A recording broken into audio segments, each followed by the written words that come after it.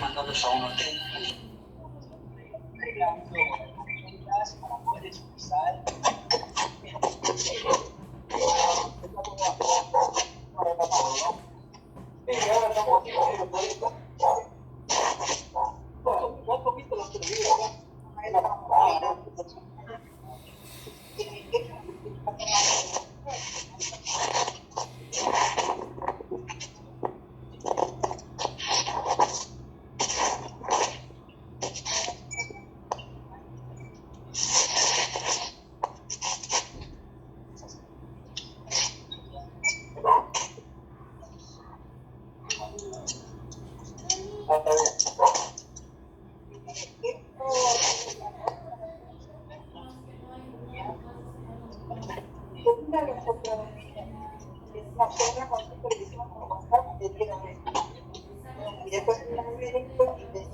Fotos de evitar, porque por medio de crédito no puede conseguir.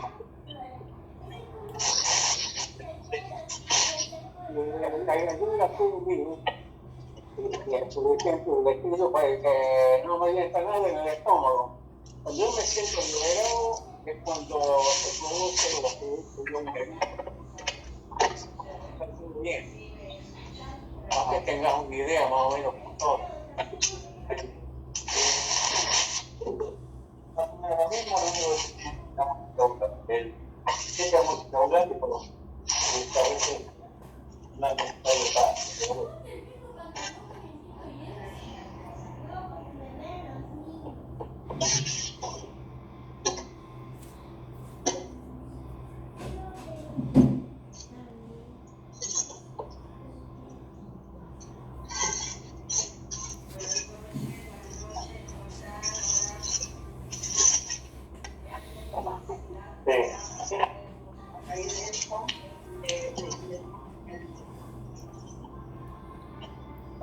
¿Me pido un dedito?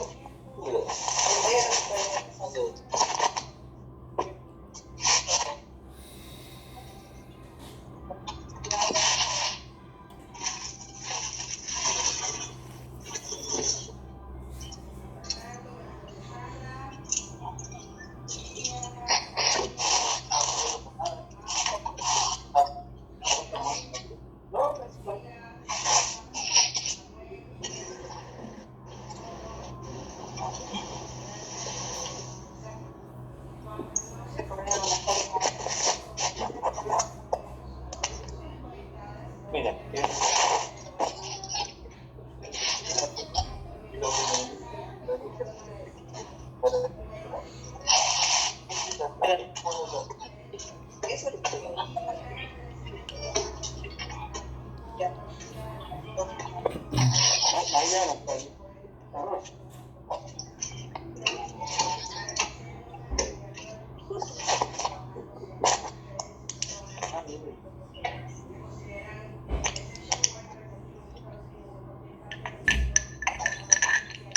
bueno, ¿cómo están todos?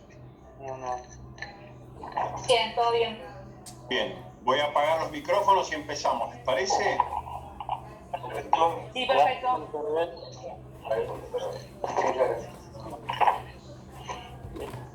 Escúchame, te voy a escuchar los pulmones, ¿sabes?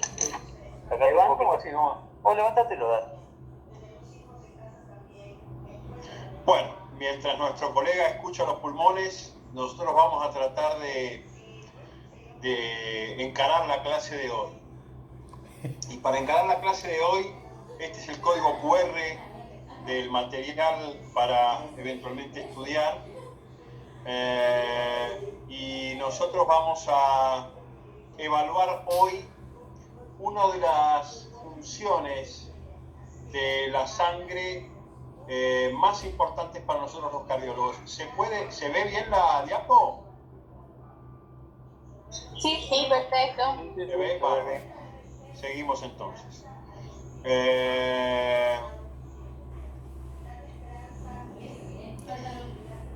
Tengamos presente que casi todos los eventos cardiovasculares, yo diría neurocardiovasculares, generan daño a través de dos mecanismos centrales.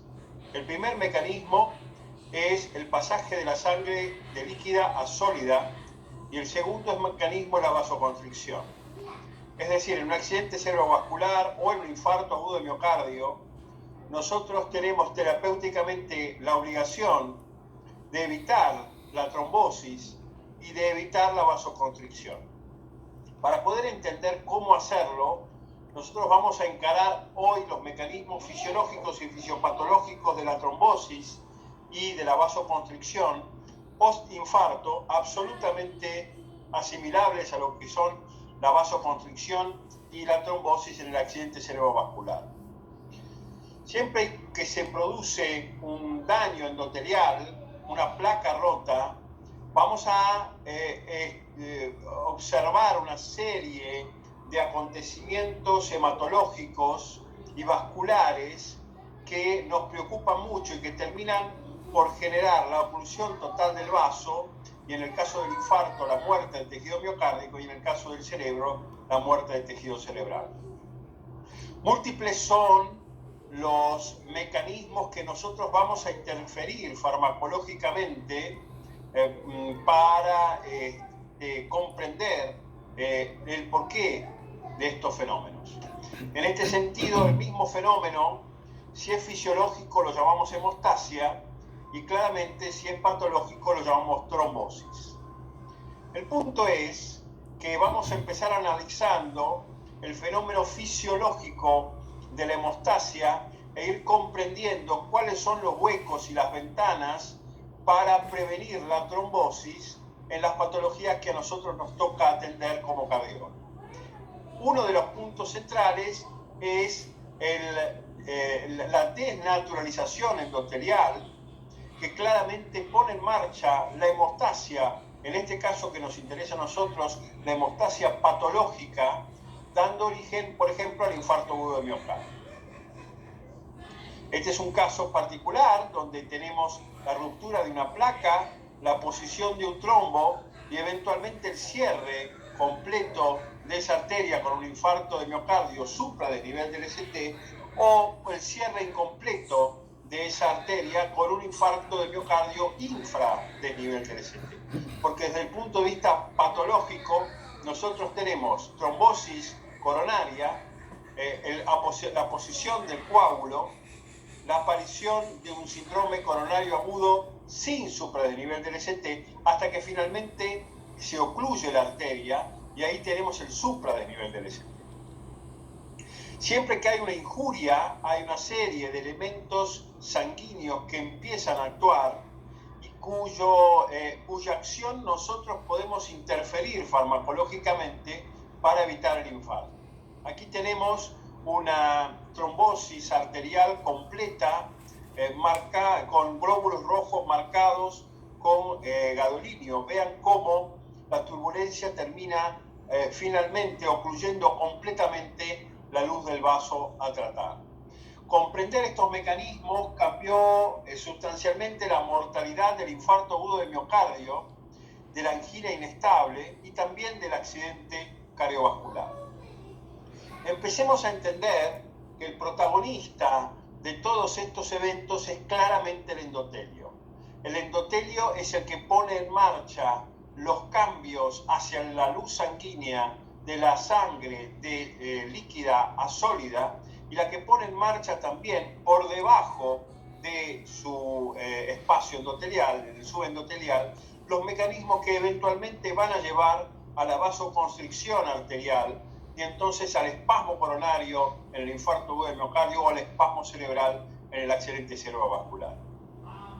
En este sentido debemos repasar las 5 propiedades centrales del endotelio, que son propiedades activadoras de las plaquetas con producción de endotelina, con producción de factor de von Willebrand, las propiedades procoagulantes con producción de factor tisular, el factor 3, fijación de factores de coagulación a través del factor 12, inhibición de la fibrinolisis a través de la antitrombina, producción de tromboplastina, vasoconstricción mediada por endotelina y función de barrera endotelial. Para poder entender esto, nosotros debemos ordenar la información y entender que la hemostasia nos da 4 posibilidades de intervenir farmacológicamente desde el punto de vista cardiológico. Estas las vamos a ordenar en hemostasia primaria. El primer evento en el cual podemos intervenir es el espasmo vascular. El segundo elemento en el cual podemos intervenir es la formación del tapón plaquetario que es lábil, tapón plaquetario que es fugaz, tapón plaquetario que no es impermeable. La hemostasia primaria tiene como principal negocio transformar este tapón plaquetario en un tapón hemostático, un tapón permanente, un tapón sólido, un tapón impermeable, y a ese tapón hemostático lo vamos a llamar coágulo. Aquí intervienen todos los fenómenos de la coagulación que vamos a revisar hoy. Finalmente, también hay procesos de disolución de coágulo que nosotros vamos a llamar trombolisis o fibrinolisis, que nosotros también podemos potenciar desde el punto de vista farmacológico. Empecemos por el primer evento, el evento del espasmo vascular. Siempre que hay una lesión vascular, nosotros vamos a tener vasoconstricción, vamos a tener exposición del subendotelio, del colágeno subendotelial a la circulación coronaria y finalmente la coagulación.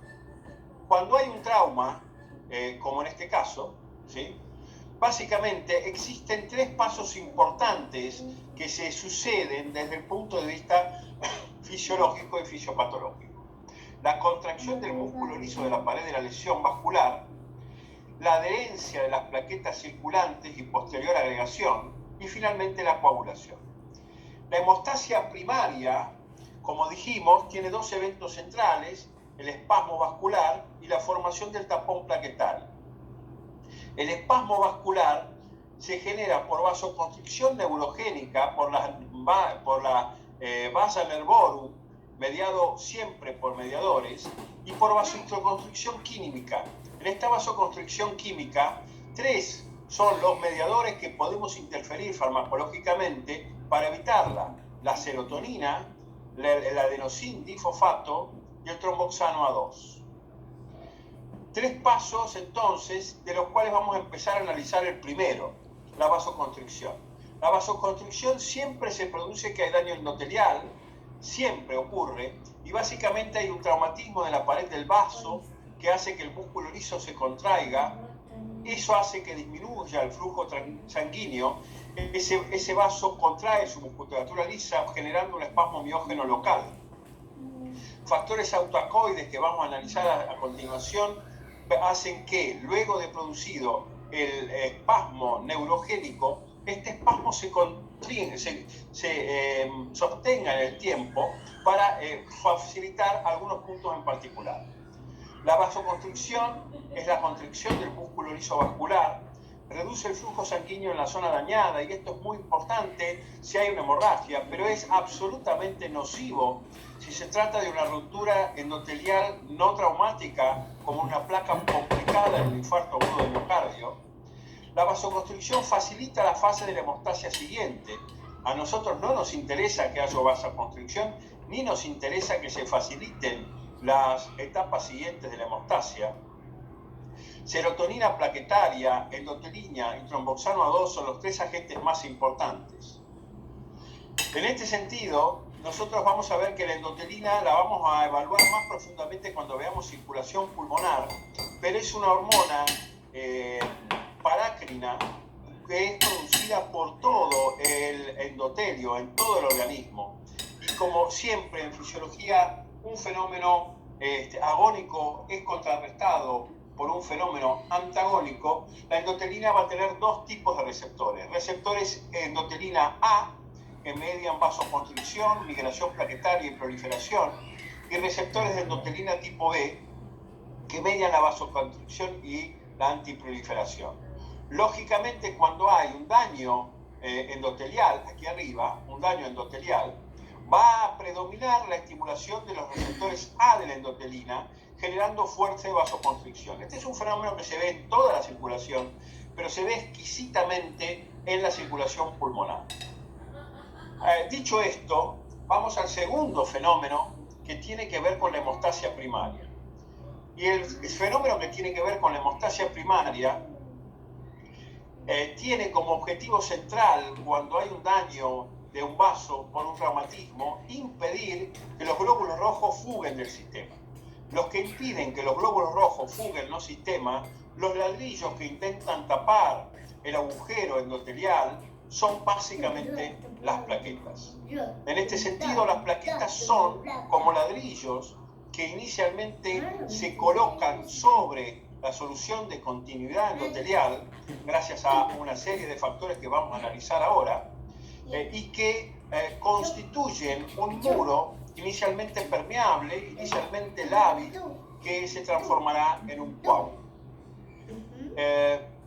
Esta es un frotis de sangre, estas son las plaquetas que entablan un diálogo químico con el endotelio que nosotros podemos interferir y que nos da una oportunidad terapéutica en el infarto agudo del miocardio. Esta es una imagen 3D de una disrupción endotelial, esto es subendotelio, y el ingreso de glóbulos rojos y plaquetas al espacio subendotelial.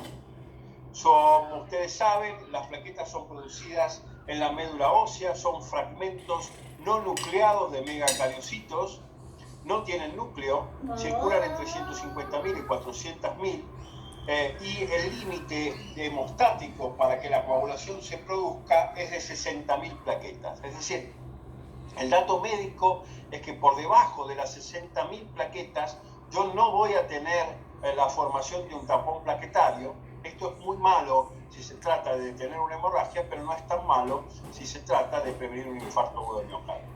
Otro dato médico muy importante es que la vida media de las plaquetas está aproximadamente en 8 días, entre 7 y 9, por lo cual cualquier fármaco que nosotros demos para inhabilitar las plaquetas en forma definitiva va a actuar mientras la vida de esa plaqueta se activa. Cuando la plaqueta es lisada, entonces es el único momento en el cual ese fármaco va a actuar. Es decir, si nosotros tratamos a un paciente con aspirina, básicamente vamos a tener que esperar que a los 3 días la mitad de las plaquetas tratadas se recuperen y entonces tengamos cierta función plaquetaria útil, pero básicamente la recuperación total va a demorar aproximadamente una semana. Entonces vamos a entender cuáles son los fenómenos que nosotros vamos a observar en estos procesos fisiológicos plaquetarios y que podemos eventualmente interferir con fármacos. Y en este sentido tenemos el contacto, la adhesión, la agregación y la transformación plaquetaria. Bien, ¿preguntas? ¿No? ¿No? ¿Podemos seguir? Seguimos. Bien. Hablemos ahora. Sí, diga. Cuando usted habla sobre la aspirina, trabaja sobre la agregación, sobre las plaquetas y hay que esperar una semana. El trabajo de la aspirina no es evitar la agregación, no es evitar la plaqueta. No te entendí la pregunta, Nelson. Habla más cerca del micrófono. No, que cuando usted habla de la agregación plaquetaria con antiagregación plaquetaria con la aspirina, Sí, señor. hay que esperar una semana, comentó usted. Pero yo tengo entendido que es evitar la agregación, más no la plaqueta como tal. No, básicamente vos ahora lo vamos a explicar bien, pero vos vas a inactivar la vía de la ciclooxigenasa y no vas a poder nunca más revertir esa situación. Tenés que esperar que esas plaquetas mueran para que sean reemplazadas por plaquetas nuevas de la médula para que la función plaquetaria se active. ¿Esta es la pregunta que me estás haciendo? Sí, esa es, gracias. Ok. Vamos a analizar las funciones de adhesión y activación plaquetaria. Básicamente lo que ocurre es que el endotelio interactúa directamente desde el subendotelio con las plaquetas. Y lo primero que ocurre es que las plaquetas, como individuos únicos, como ladrillos separados, se adosan una al lado de la otra y se pegan una al lado de la otra para intentar formar, como decíamos, un muro, como decíamos,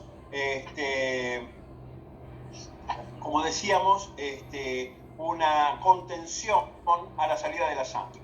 En este sentido, nosotros vamos a ver que existen moléculas que unen a las plaquetas entre sí, formando este muro, y que unen al grupo plaquetario con el subendotelio roto. En este sentido, nosotros tenemos las glicoproteínas 1B, las glicoproteínas 2B y las glicoproteínas 3A. Estas glicoproteínas están en las paredes plaquetarias y básicamente, gracias a la acción de otras sustancias, generan lo que nosotros vamos a denominar adhesión plaquetaria entre las plaquetas y adhesión plaquetaria al subendotelio. Con el subendotelio en particular, el factor de von Willebrand es un factor central porque es el que mantiene al espacio subendotelial fijo el tapón plaquetario, que es inicialmente unido por las glicoproteínas. La deficiencia de glicoproteínas 2B3A se llama tromboastenia de Gladstmann. La tromboastenia de Gladstmann es una patología autosómica recesiva que básicamente cursa con un recuento plaquetario normal, pero con función plaquetaria completamente alterada. La retracción del coágulo está ausente y disminuye la capacidad de agregar plaquetas, de adherir plaquetas y formar el tapón plaquetario. El segundo elemento a tener presente son las glicoproteínas 1B.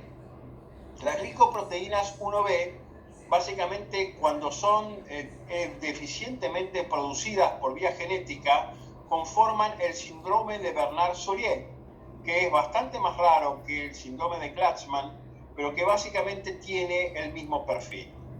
Finalmente, el factor de von Willebrand, que une a todo el conjunto plaquetario con el subendotelio, básicamente cuando hay una disfunción o una reducción en su formación, en su síntesis, vamos a tener lo que nosotros denominamos enfermedad de von Willebrand, evitando la adherencia de las plaquetas entre sí y evitando la adherencia del tapón plaquetario al subendotelio expuesto.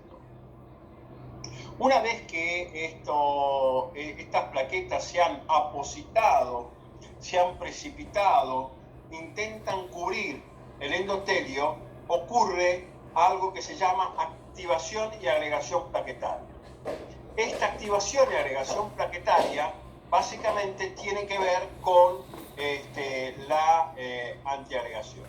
Un dato muy importante a esta altura, vuelvo para atrás, es decirles que claramente nosotros tenemos la oportunidad de interferir este fenómeno de agregación plaquetaria con los fármacos anti-2B3A, como el actuzumab y otros, el axicimab y otros, que muchos de estos fármacos también son los que embeben los stent y que básicamente el conjunto genérico de estos fármacos se llaman antiglicoproteínas 2B3A.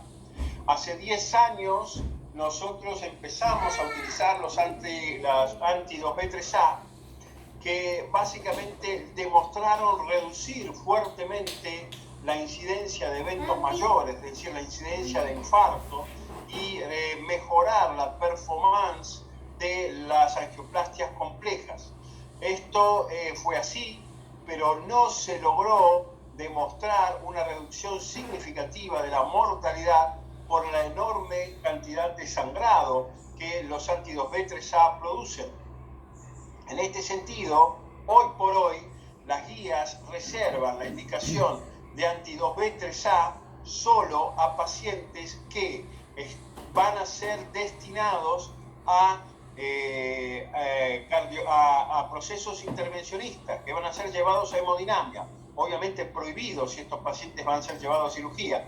Pero básicamente, si son llevados a hemodinamia, hay dos instancias en las cuales, son las únicas dos instancias en las cuales quedaron los fármacos anti-2B3A, que son, primero, yo decido trasladar a hemodinamia a un paciente con angina inestable, pero ese lugar, ese estudio, ese equipo de hemodinamia está en otro centro. Entonces yo, para garantizar la no formación del trombo, puedo infundir rituximab, axicimab o cualquiera de estos fármacos endovenosos. La segunda indicación de los fármacos anti-2B3A básicamente es la angioplastia complicada intraprocedimiento. Yo tengo una angioplastia que se reocluye, la abro, vuelve a reocluirse y por lo tanto tengo problemas para mantener el vaso permeable, yo puedo usar anti-2B3A para mantenerlo abierto. Pero en la farmacopea esto se está empezando a dejar de usar e incluso se está empezando a reemplazar por un fármaco anti-10 que es la bivalirubina, que vamos a ver en otro momento en la cursada en la carrera. Bien, ¿preguntas hasta acá? Yo tengo una consulta. Erika. Erika, ¿cómo estás? ¿Cómo estás? ¿Todo bien? Bien. Bueno, la primer Glanzmann puede ser, el primer caso que nos nombraste es Glanzmann. Tromboastenia de Glanzmann. Ese es el déficit de 2B y 3A, ¿verdad? Correcto. Perfecto. Porque la segunda Solier es el déficit de 1B. 1B, perfecto. Y después tenemos von Willebrand, que es, bueno, falta ese mismo. Falta de factor de von Willebrand, también denominado factor 7. Es decir, nosotros tenemos anti-2B3A, una tromboastenia de Glanzmann, pero de origen farmacológico. ¿Se entiende esto? Sí, bien. Perfecto. Gracias. Bien. Activación y agregación plaquetaria. Básicamente, el objetivo de estos procesos es que a las plaquetas le crezcan dedos.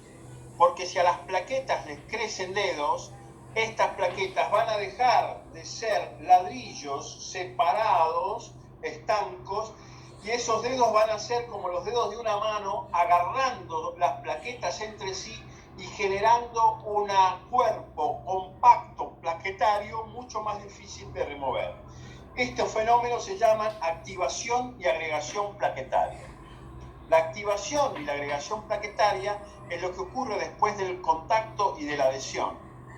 Básicamente, los mecanismos para la activación y la agregación plaquetaria son el factor de von Willebrand y ahora vamos a ver bien, los vamos a enumerar, y el ADP.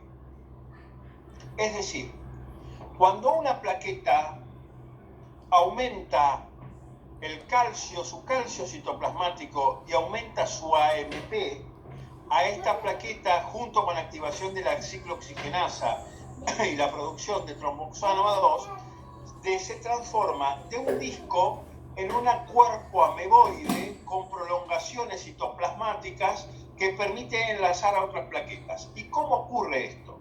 Una plaqueta que ya tiene sus dedos, que ya tiene sus prolongaciones ameboides, libera lo que se denominan factores plaquetarios. Estos factores plaquetarios son 4. El adenosindifosfato, el ADP, el tromboxano A2, la serotonina y la trombina. Estos 4 factores liberados al medio extracelular son leídos por receptores específicos. Receptores para ADP que se llama PI2Y12, PI2Y1, que básicamente son los que bloquean el clopidogrel, el prasugrel y otros fármacos antiagregantes plaquetarios. El tromboxano A2 tiene su lectura específica, la serotonina y los receptores PAR1 y PAR4, que básicamente son el objetivo de nuevos fármacos que se están desarrollando para evitar la agregación plaquetaria.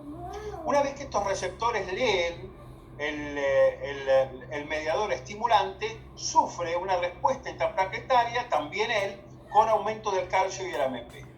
Esta es la plaqueta, o este es el conjunto plaquetario, ¿sí? Luego de haberse transformado en una sustancia, en un cuerpo ameboide, que básicamente, como ven, es capaz de entrelazar esas prolongaciones entre sí y generar un cuerpo compacto. Todo surge con el ácido araquidónico en gran parte, ácido araquidónico que gracias a la ciclooxigenasa 1 dentro de la plaqueta genera prostaglandina G2H2, un fuerte vasodilatador, pero esto básicamente tiene una vida fugaz porque en el citoplasma está la tromboxano sintetasa que transforma la prostaglandina G2H2 en tromboxano A2. El tromboxano A2 tiene dos funciones centrales. Primero, vasocontraer enérgicamente el músculo liso arterial. Y segundo, junto con el calcio y el AMP cíclico, son los responsables de que a las plaquetas le crezcan dedos, le crezcan pseudoprolongaciones, y entonces se ocurra la activación y la transformación plaquetaria. El tromboxano A2 sale de la célula, sale de la plaqueta, se transforma en tromboxano B2, luego es hidroxilado y eliminado por orina. Aquí tenemos un ejemplo de una plaqueta que recibe de otra plaqueta ya transformada, ADP, tromboxano A2, trombina y factor de von Willebrand, generando a su vez la transformación. Esto hace que este fenómeno tenga un crecimiento geométrico, un crecimiento exponencial muy rápido que induce un tapón plaquetario bastante más estable con la agregación y transformación que con la adherencia plaquetaria. Es claro que estos fenómenos son los que nos han dado herramientas centrales para lograr en los últimos 13 años, reducir casi un 30% la mortalidad en el infarto agudo de miocardio. Claramente esta situación nosotros la podemos detener con procesos farmacéuticos. Y en este sentido, los fármacos que inhiben los procesos antiplaquetarios los debemos clasificar en 4 grupos farmacéuticos diferentes. Los antagonistas del ADP, también denominados tienopiridinas, como el clopidogrel, el prasugrel, los inhibidores de la ciclooxigenasa, nuestra querida aspirina, los inhibidores de la fosfodiesterasa, como el dipiridamol, y los fármacos anti-2B, 3A, que son el tirofiban, el exibatide y el abscimab.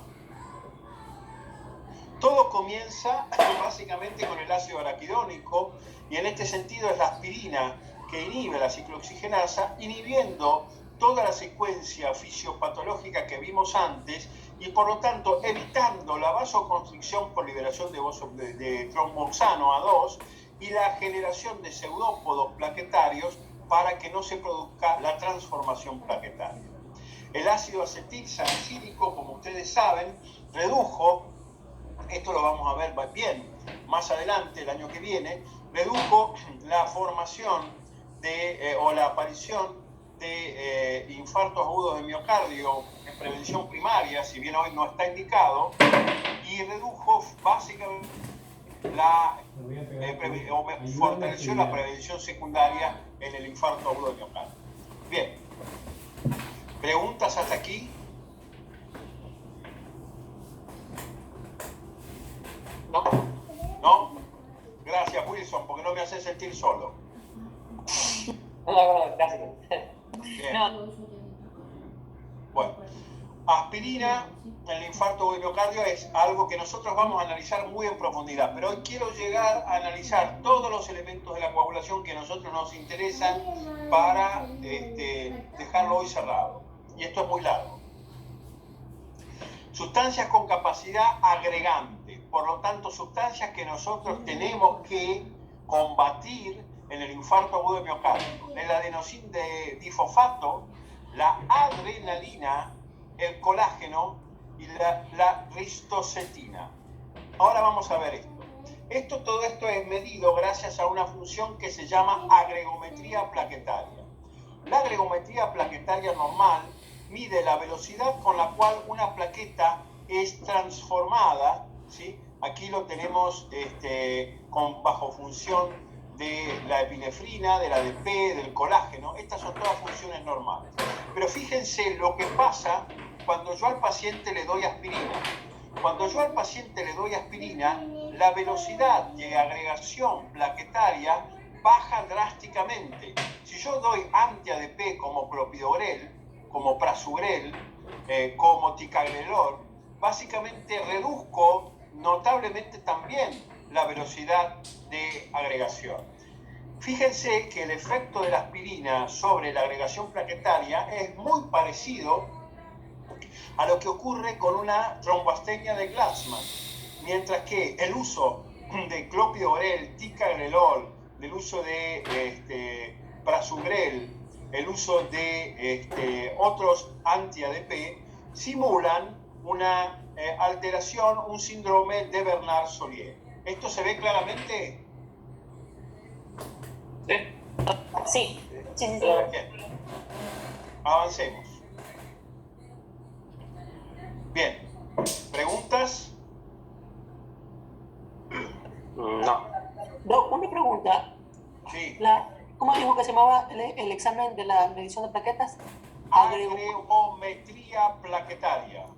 ¿Y ese se pide de rutina o solamente en casos especiales? El posoperatorio de cirugía cardíaca, cuando un paciente sangra y tenemos que decidir si infundir o no plaquetas, con frecuencia usamos un agregómetro y estudiamos lo que se llama retracción del coágulo, que básicamente evalúa la eficiencia de la agregación plaquetaria. ¿Sí? Gracias. Bien. Yo una consulta más. Sí. ¿Puede ser?